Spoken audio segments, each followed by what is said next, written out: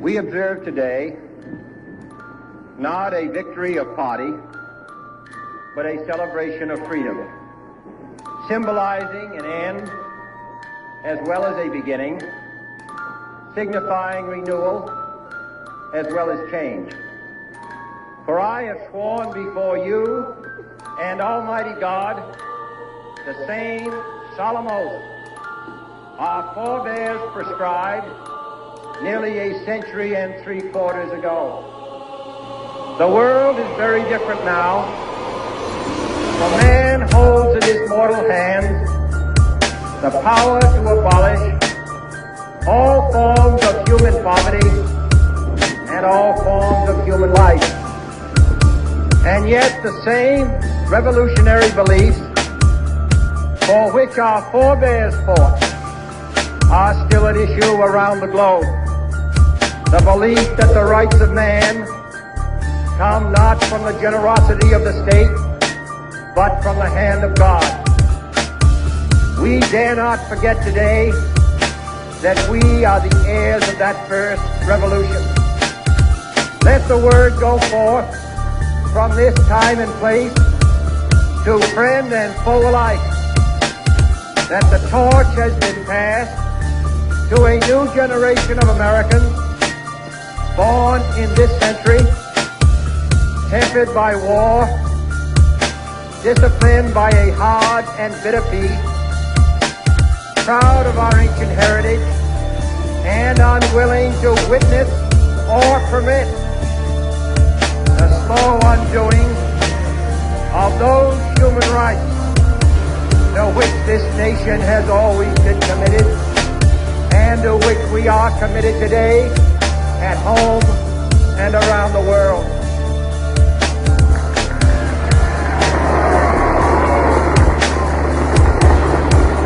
Let every nation know,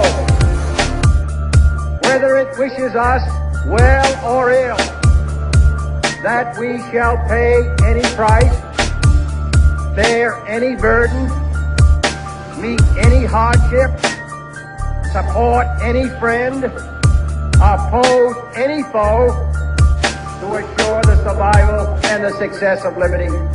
United, there is little we cannot do in a host of cooperative ventures. Divided, there is little we can do.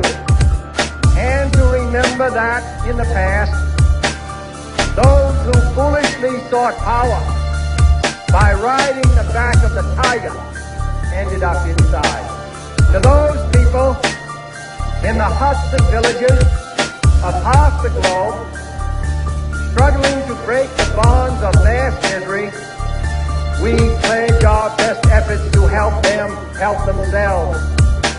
To those nations who would make themselves our adversary, we offer not a pledge, but a request that both sides begin anew the quest for peace. Before the dark powers of destruction, unleashed by science, engulf all humanity in planned or accidental self-destruction. So let us begin anew, remembering on both sides that civility is not a sign of weakness, and sincerity is always subject to proof. Let us never negotiate out of fear, but let us never fear to negotiate.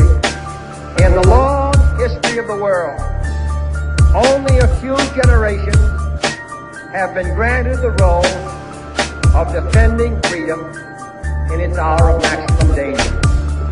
I do not shrink from this responsibility. I welcome it.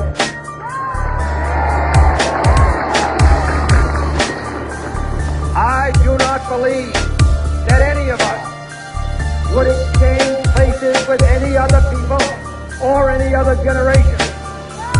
The energy, the faith, the devotion which we bring to this endeavor will light our country and all who serve it. And the glow from that fire can truly light the world. And so, my fellow Americans, ask not what your country can do for you. Ask what you can do for your country.